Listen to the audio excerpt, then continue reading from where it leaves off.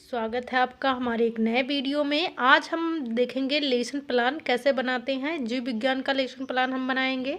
हमारे कॉलेज का नाम है Parvati girls and educational institute, Saraiya, Rajapur, Gosainganj, Ayodhya. ठीक है, मेरा नाम उमा है। मैं आज आप लोगों को जीव विज्ञान से लेसन प्लान बनाना सिखाऊंगी बीएड द्वितीय वर्ष के लिए। कैसे आपको लेसन प्लान बनाना है, ठीक है।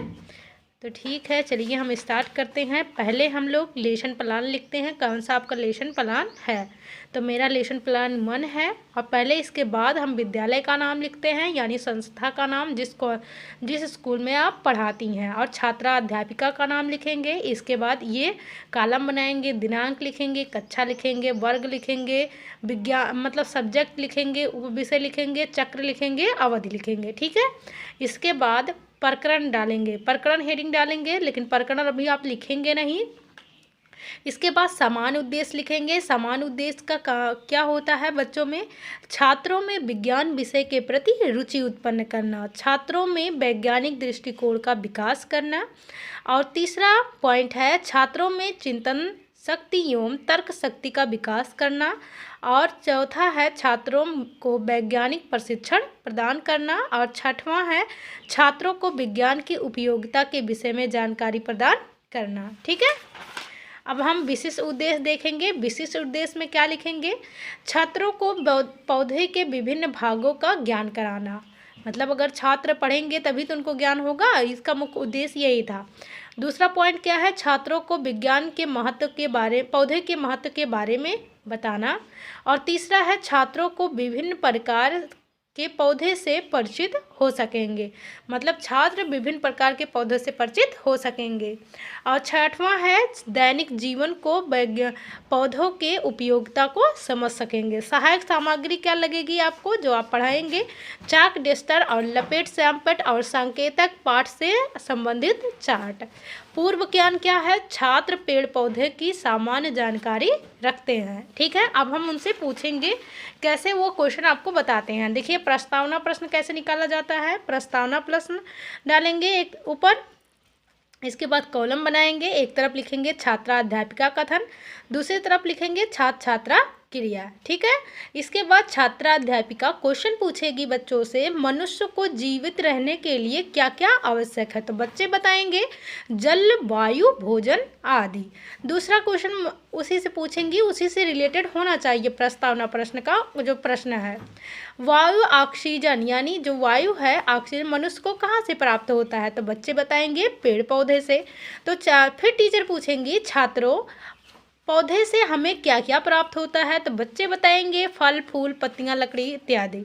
तो टीचर उससे पूछेंगी कि फल, फूल और पत्तियां पौधे के क्या हैं। तो बच्चे बताएंगे ये पौधे के भाग हैं।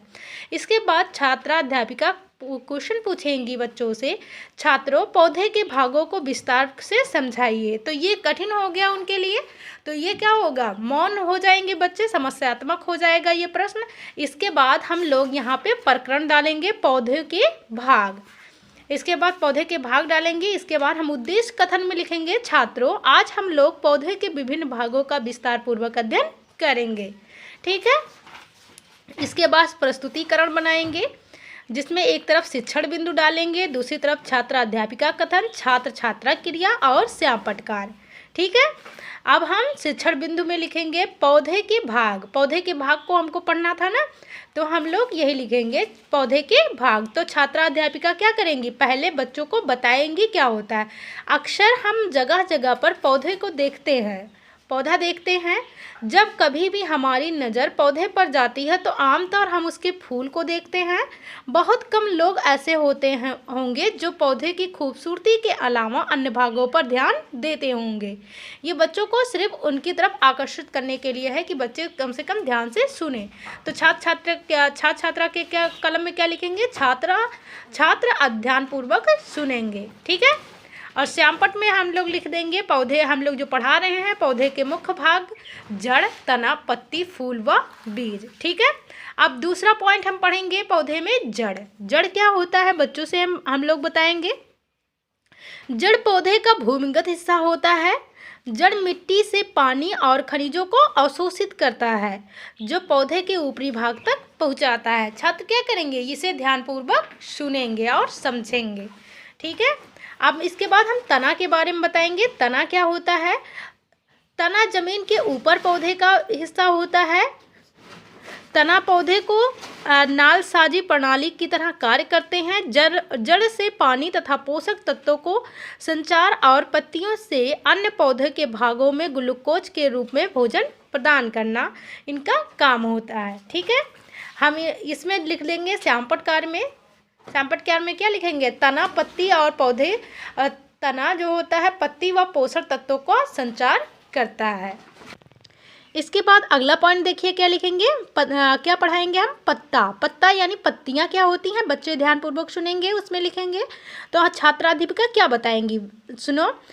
पत्तियां एक पौधे का सबसे महत्वपूर्ण हिस्सा होती हैं। अधिकांश पौधे का भोजन पत्तियों से बनता है। इसमें क्लोरोफिल होता है, जो सूर्य के प्रकाश से CO2 और H2O का उपयोग करके भोजन बनाते हैं। ठीक है, तो श्यामपटकार में क्या लिखेंगी छात्राध्यापिका? छात्राध्यापिका लिखेंगी पत्तियां पौधे का भोजन बनाती हैं। ठीक है, इसके बाद बोध प्रश्न। हम बच्चों से प्रश्न पूछेंगे कि जो हम पढ़ाए हैं उनको समझ आया है या नहीं। तो बोध प्रश्न में हम क्या पहले क्वेश्चन पूछेंगे, जड़ पराग कहाँ होते हैं? तो बच्चे बताएंगे कहाँ होते हैं, जमीन के अंदर। और दूसरा क्वेश्चन हम पूछेंगे पौधे का भोजन कौन बनाता है? तो बच्चे बताएंगे कौन बनाता है, पत्तियां बनाती हैं। ठीक है, और अगला हम लोग पढ़ेंगे फूल। फूल क्या होता है? फूल ज़्यादातर पौधे का हिस्सा होता है। फूल ज़्यादातर पौधे का प्रजनन हिस्सा होता है। इसमें एक पुंकेसर होता है जो प्रजनन अंग का प्रतिनिधित्व करता है। अलग अलग पौधे पर अलग अलग फूल खिलते हैं और रंग, आकार और सुगंध पौधे पर निर्भर करते हैं। फूलों के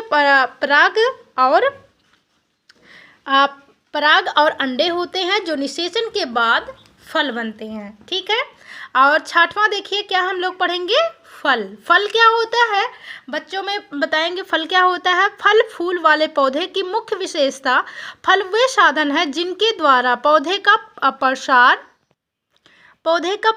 होता है।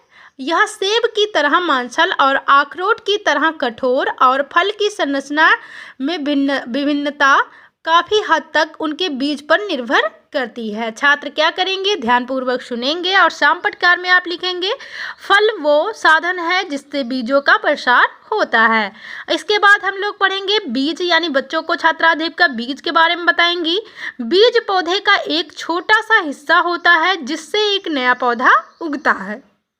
इस बच्चे का इसके बाद श्यामपटकार में भी वही लिख देंगी, बीज पौधे का एक छोटा सा कठोर हिस्सा होता है। इसके बाद बच्चों से बोध प्रश्न पूछा जाएगा। बोध प्रश्न क्या होते हैं, जो बच्चों से जो हम पढ़ाए हैं उनको समझ आया है या नहीं।